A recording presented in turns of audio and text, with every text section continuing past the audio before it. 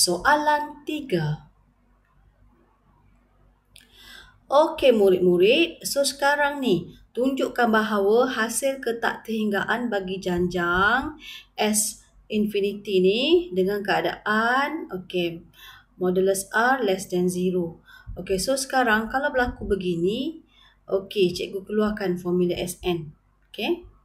So kalau bila R kita menghampiri infinity, itu bermaksud kita punya R power of n pun menghampiri kosong.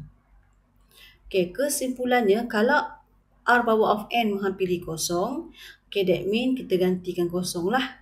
Dekat Rn kita tu.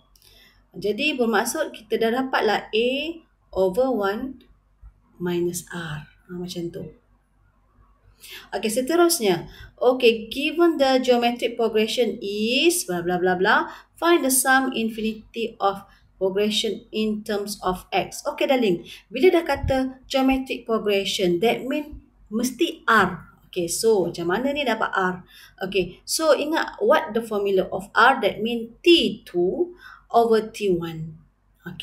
Mesti equal T3 equal T2. Thus, cikgu keluarkan. Kita dah tahu our A is X. Our A is X. So, how to find R? T2 divided by T1. So simplify. Hati-hati simplify. Kita dapat R. So, sekarang soalan, find the sum of infinity. So, kita keluarkan formula sum of infinity. This is our A divided by 1 minus R. Tunjuk kat sini by using the formula 1 mark. And then for the final answer, 1 mark. Selesai. Thus.